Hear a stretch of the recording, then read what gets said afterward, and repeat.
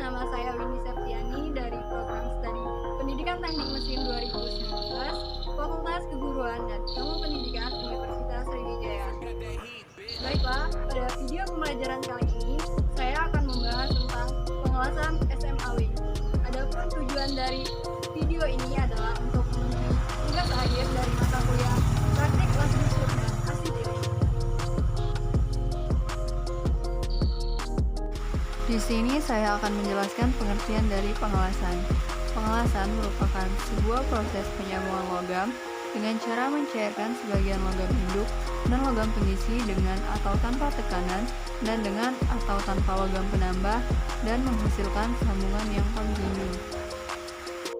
Yang selanjutnya adalah las SMAW. Las SMAW merupakan proses penyambungan menggunakan energi panas untuk mencairkan benda kerja dan elektroda atau bahan pengisi. Yang selanjutnya adalah las listrik, yang merupakan sebutan umum untuk pengelasan SMAW yang dilakukan banyak orang. Padahal sebenarnya las listrik itu sangat banyak seperti GTAW, GMAW, FCAW, dan SAW juga merupakan bagian dari las listrik itu sendiri.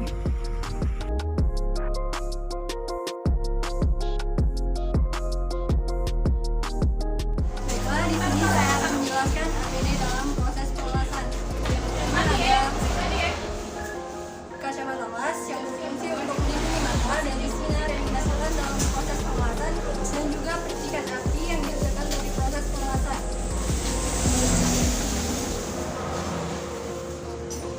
Yang kedua ada wipek yang berfungsi untuk melindungi seluruh bagian tubuh dari percikan api yang dihasilkan dari proses pengelasan. Yang ketiga ada sepatu safety yang berfungsi untuk melindungi kaki dari kejatuhan benda keras atau dari percikan api yang dihasilkan dari proses pengelasan.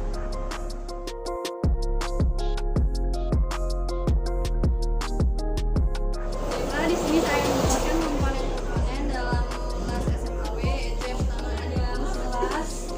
Ini mesin las itu sendiri ada ampere dari 5 sampai 190 volt. Ada indikator mesin tenaga, indikator penerapannya, dan ada port positif untuk kabel elektroda dan port negatif untuk kabel mata. Di bagian belakang ada tombol on-off untuk mesin las. Selanjutnya ada elektroda yang berdiameter 3,2 mm dengan kode RT260E6013. Selanjutnya ada kabel massa dan klem massa.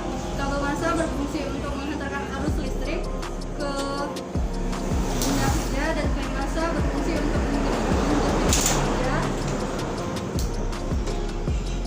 Selanjutnya ada kabel elektroda dan holder. Kabel elektroda berfungsi untuk menghantarkan arus listrik ke holder dan holder berfungsi untuk menjepit benda kerja.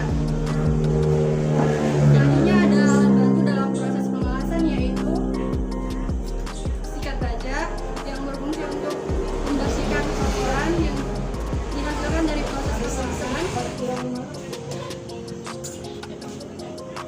Ada palutera yang berfungsi untuk menghancurkan flux.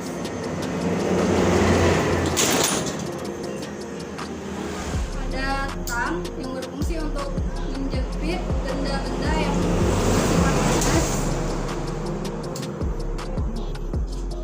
Ada gerinda yang berfungsi untuk memotong pelat atau bahan yang akan dilas dan menghaluskan permukaan yang sudah dilas. Dan yang terakhir ada baja strip berukuran 2 mm.